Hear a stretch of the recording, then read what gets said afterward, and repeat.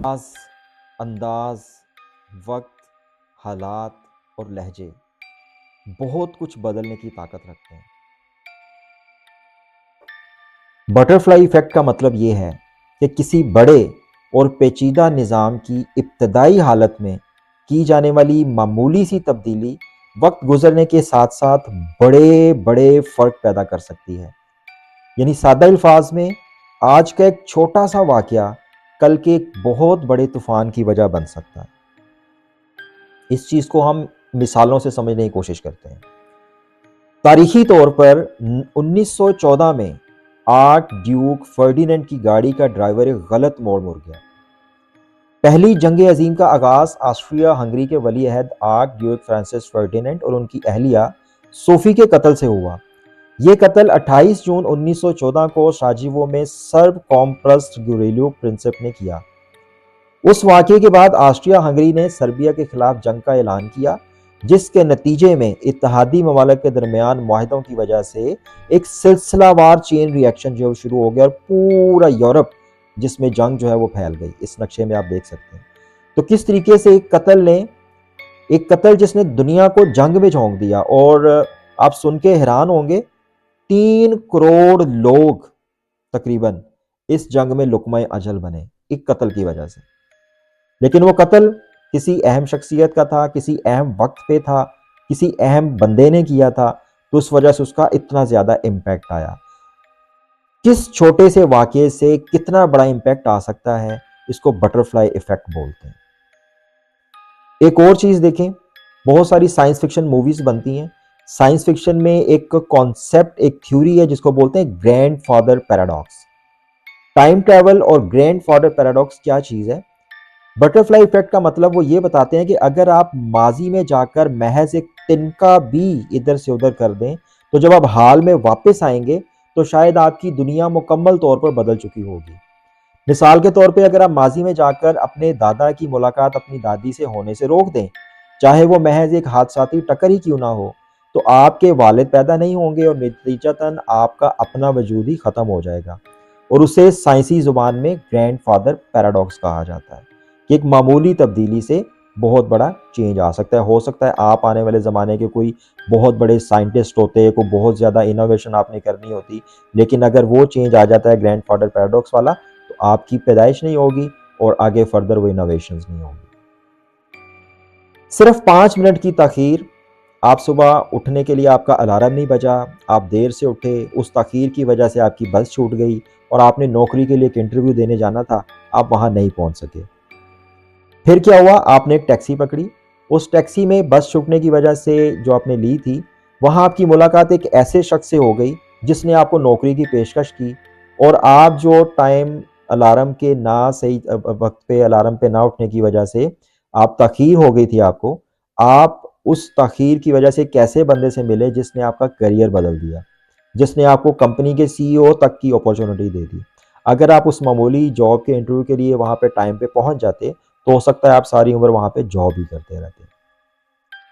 मौसम का मिजाज, अच्छा अब ज़रा ये देखिए, टेम्परेचर 25 डिग्री सेंटीग्रेड और 25 डिग्री सेंटीग्रेड में 0.0001 का इंक्रीज। अब ये टाइम जैसे जैसे गुजरता जाएगा, ये 0.0001 डिग्री का जो 1 डिग्री सेंटीग्रेड का जो चेंज है, वो आहिस्ता आहिस्ता इस लेवल तक आ जाएगा कि वहाँ पे जहाँ पे बारिशें होती थी वहाँ पे खुश्क साली हो जाएगी, ज़मीन जो है वो बिल्कुल बंजर होनी शुरू हो जाएगी। और ऑब्वियसली इसमें टाइम तो लगता है, लेकिन एक छोटी सी माइनर सी चेंज है टेम्परेचर के अंदर, लेकिन उसका इम्पैक्ट आने वाले वक्त में कितना ज़्यादा है। और आजकल जो क्लाइमेट चेंज के इफेक्ट्स हम पाकिस्तान में देख रहे हैं, वो भी सिर्फ और सिर्फ 3 से 4 डिग्री सेंटीग्रेड इजाफे का एक असर है, और वो असर अभी शुरू हुआ है। तो आप अंदाज़ा कर सकते हैं कि आने वाले वक्त में severity in the climate change कितनी ज़्यादा हो सकती है। ये जो टाइम चेंज बटरफ्लाई इफेक्ट है, इस तस्वर को बेसिकली सबसे पहले जो एक साइंटिस्ट थे, क्लाइमेटोलॉजिस्ट उनको बोला जाता है, एडवर्ड लॉरेंस, उन्होंने 1960 की दहाई में इसको दरियाफ्त किया था। उन्होंने ये मुशाहिदा किया था कि अगर डाटा में इशारिया के बाद मामूली सा भी फ़र्क हो तो मौसम का नक्शा मुकम्मल तौर पर बदल जाता है।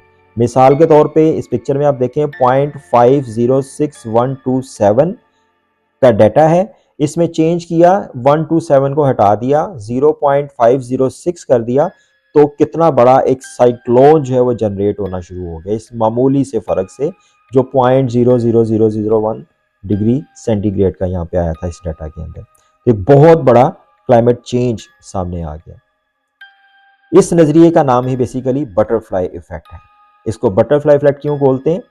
एक तितली के परों की फड़फड़ाहट, अगर ब्राजील के अंदर ये तितली जो है अपने पर फड़फड़ाती है और यहाँ पे बहुत बड़े बड़े घने जंगलात हैं जहाँ की ये तितली बासी है, इसके परों के फड़फड़ाने से एयर प्रेशर के अंदर चेंज आएगा, वो एयर प्रेशर वेव्स जनरेट करेगा। वो वेव्स जो है वो अटलांटिक ओशन के अंदर एक तरह से लो प्रेशर तक क्रिएट कर सकती हैं, जो ओरिजिनेट करेगा एक बहुत बड़े साइक्लोन को। तो एक तितली की फड़फड़ाहट से अगर ब्राज़ील में एक तितली अपने पर फड़फड़ाए तो उसकी वजह से पैदा होने वाली हवा की लहरें हफ्तों बाद टेक्सास में बगुला या एक जो टॉर्नेडो जिसको हम बोलते हैं वो जनरेट करने की सलाहियत रखती है।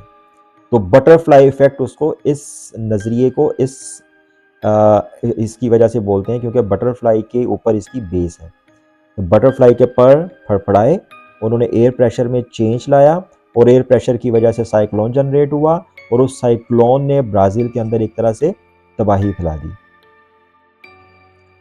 हमारी ज़िंदगी, तारीख और कायनात सब आपस में जुड़े हुए हैं। हमारे छोटे छोटे स्टेप्स, हमारे मुख्तलिफ किस्म के हालात, वाक़यात बहुत बड़ी तब्दीली जो है वो लाने की सलाहियत रखते हैं। ये तीनों मिसालें हमें ये सिखाती हैं कि हम एक ऐसे इंटरकनेक्टेड दौर में रह रहे हैं जहाँ कोई भी वाक़या छोटा नहीं होता। हर अमल का एक रद्द अमल होता है जो वक्त और फासले के साथ साथ बढ़ता चला जाता है। कायनात में कोई भी चीज़ मामूली नहीं होती। आपका हर छोटा अमल, हर फैसला मुस्तकबिल के किसी बड़े वाक़ये की बुनियाद बन सकता है। तो इसी वजह से आप जब भी कुछ करें, जब भी कोई डिसीजन लें, जब भी कोई वर्ड्स मुंह से निकालें, तो उनको बहुत सोच समझ के, एहतियात के साथ, इवन अपनी बॉडी का कोई जेस्चर भी दें। आपने किसी को अगर देखना भी है तो इस अंदाज से कि उसका इम्पैक्ट आपके माइंड में हो, क्या हो सकता है आगे चल के। अब बटरफ्लाई इफेक्ट को फर्दर समझने के लिए कुछ मूवीज़ का रेफरेंस है मेरे पास। जैसे बटरफ्लाई इफेक्ट 2004 की एक मूवी है, उसमें इस फिल्म का जो हीरो है माजी में जाकर अपने बचपन के छोटे छोटे वाक़यात बदलता है ताकि मुस्तकबिल बेहतर हो सके, लेकिन हर बार एक छोटी तब्दीली मुस्तकबिल में कोई बहुत बड़ी तबाही ले आती है। दूसरी फिल्म है बैक टू द फ्यूचर, जिसमें हीरो माजी में जाकर नादानिस्ता तौर पर अपने वालिदैन की पहली मुलाकात में रुकावट बन जाता है, जिसकी वजह से वो खुद धीरे धीरे गायब होने लगता है। और एक लास्ट जिसका आपने शुरू में क्लिप भी देखा है, साउंड ऑफ थंडर। एक शिकारी माजी में जाकर डायनासोर के दौर में गलती से एक तितली पर पाँव रखकर उसे मार देता है। जब वो वापस हाल में आता है तो जुबान, सियासत और यहाँ तक कि इंसानों की शक्लें भी बदल चुकी होती हैं, क्योंकि डायनासोर्स के दौर में मिलियन ईयर्स अगो जो तितली थी उसी ने इवॉल्व होकर आगे डिफरेंट स्पीशीज़ जो है उससे पैदा होनी थी, और वो जब नहीं पैदा हो सकी तो फिर मुख्तलिफ टाइप की स्पीशीज़ पैदा हुई, मुख्तलिफ टाइप्स की ज़ुबानें पैदा हुई और उनके रहने सहने के जो तरीके थे वो डिफरेंट होते चले गए। तो बटरफ्लाई इफेक्ट जो है ये थेरी है, लेकिन बहुत इंपॉर्टेंट थेरी है।